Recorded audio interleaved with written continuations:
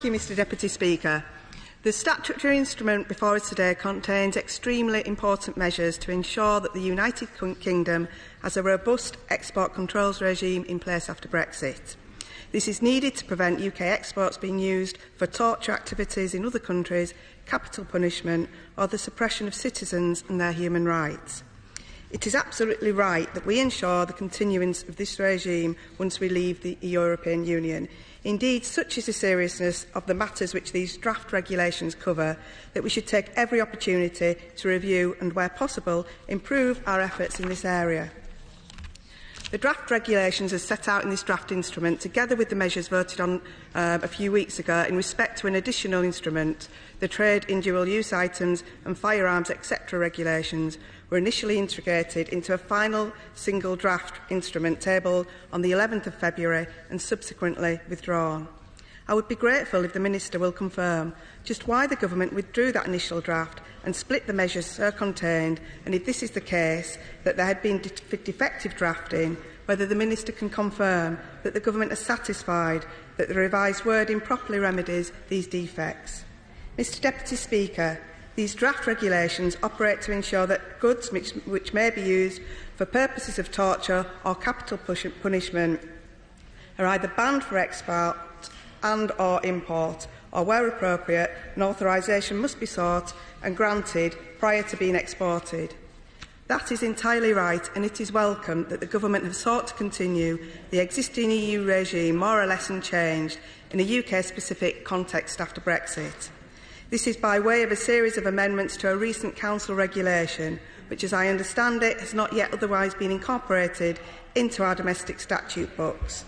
For the most part, as with a number of recent statutory instruments, the draft regulations proposed by the Government seek to ensure that references to the European Union or Community are replaced with references to the United Kingdom, our customs territory, or to the Secretary of State.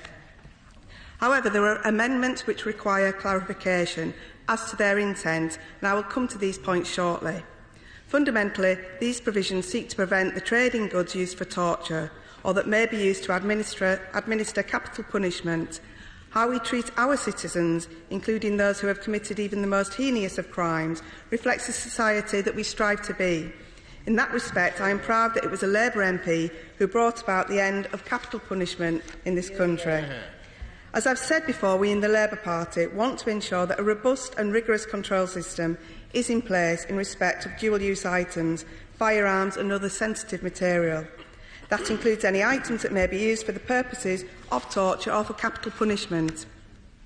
Indeed, we have called for a tighter approach to our export controls regime and have called for the cessation of exports to countries where there is a concern that they will be used to violate international humanitarian law.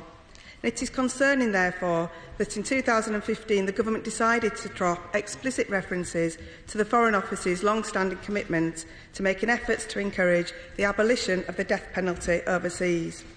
And whilst I welcome the Minister's comments in his speech, can I ask the Minister if he will confirm whether the Government has any plans to make subsequent amendments to these draft regulations once the United Kingdom has left the European Union? Draft Regulation 24 amends Article 24 of the existing regulations to allow the Secretary of State to vary our schedules, to add or remove items and procedures by way of regulations laid on a negative resolution basis. And so it is crucial that we understand the Government's policy intention in this respect.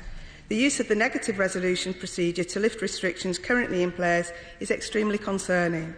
Can I ask the Minister to confirm whether he is satisfied that these measures are sufficient to prevent the UK's participation in the trade in torture goods or of drugs administered for the purposes of capital punishment, including the transfer of intellectual property with international corporate structures, such as that UK-developed products might be reproduced or R&D transferred intra-group for such purposes? Turning to another few more specific points, draft regulations 12 and 17 together seek to remove the requirement to refer decisions made in the last 3 years by other EU member states in respect of these regulations. It seems entirely sensible to refer to the precedents established by other countries, in particular where those other countries operate ostensibly the same regime in this respect, as our own.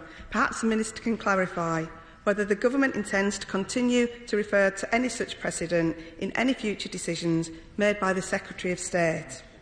Indeed, Draft Regulation 12 removes the EU from the list of component bodies whose findings should be referenced, and I would be grateful if the Minister could clarify the Government's intent here.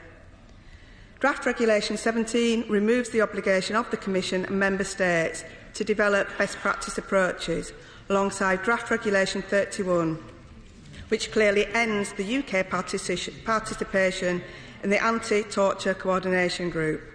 Whilst the Government may consider this necessary once we have withdrawn our membership of the EU, it would be helpful for the Minister to set out how the Government intends to continue dialogue with our international partners, in particular in the EU, on common approaches to controlling torture goods. Furthermore, Draft Regulations 14 and 15 seek to remove reference to the national treatment provisions in respect of trade in leg irons, gang chains and portable electric shock devices. And again, I would ask the Minister to put on record what the Government's intended approach to these measures will be.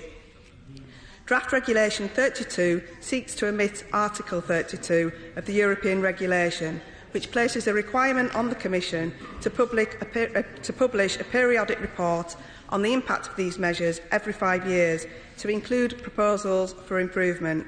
So just how does the Government intend to report on the measures in a UK-specific context?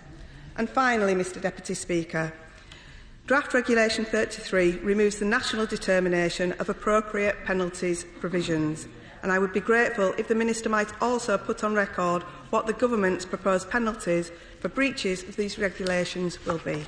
Thank you.